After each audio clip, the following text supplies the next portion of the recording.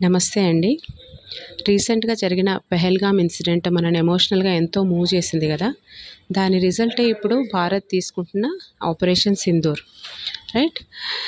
So, ఇక్కడ ఏం జరిగిందండి పెహల్గామ్‌లో ఇండియన్స్ కాకుండా బయట వాళ్ళొచ్చారు. మనని షూట్ చేశారు. చనిపోయారు మన వాళ్ళు.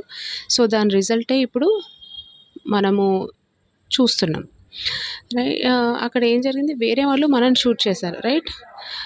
ఇంకొన్ని సిచ్యువేషన్స్ ఉండొచ్చు. మనని షూట్ చేసుకోవచ్చు. అదే ఇప్పుడున్న ఫుడ్ ఇండస్ట్రీ సైడ్ వచ్చి చూసాం ఒక్కసారి. ఆహ్, ఈ ఫుడ్ ఇండస్ట్రీలో కూడా ఇంతే జరుగుతుందండి.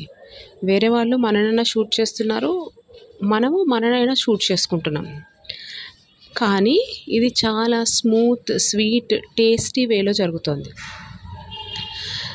High glycemic index foods which are rapidly spiking the blood glucose levels, అవి హై ఇన్సులిన్ ప్రొడక్షన్‌కి దారితీస్తున్నాయి. హై ఇన్సులిన్ ప్రొడ్యూస్ ఎప్పుడైతే అవుతుందో అక్కడ ఫ్యాట్ డిపాజిట్ బాడీలో అవుతుంది. అది ఒబెసిటీ కింద దారితీస్తుంది.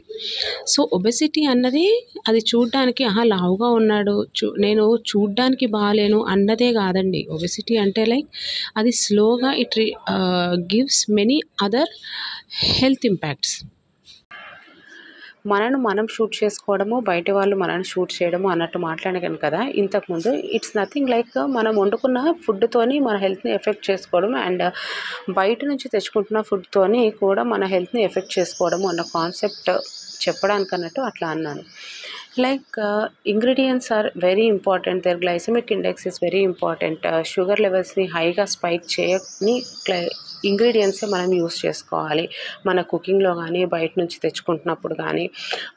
తెచ్చుకుంటున్నప్పుడు మోస్ట్లీ హెల్తీ ఫ్యాట్స్ ఉండేటట్టు చూసుకోవాలి. సో, అట్లా తెచ్చుకోవాలి అన్నప్పుడు మనకు ఆప్షన్స్ చాలా తగ్గిపోతాయి. సో, అదే అయింది నా పరిస్థితి కూడా. లైక్ బయట నుంచి నచ్చుతుంది ఫుడ్డు, తినాలనిపిస్తుంది, కానీ తెచ్చుకోవాలంటే మనసు యాక్సెప్ట్ చేయదు. Because they are not good అన్న అది విషయం తెలిసి.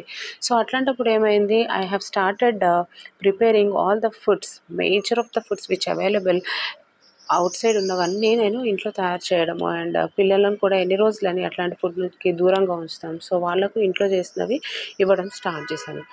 సో, ఇట్లా కొన్ని ఇయర్స్ అయింది. I got some good hand in making such foods.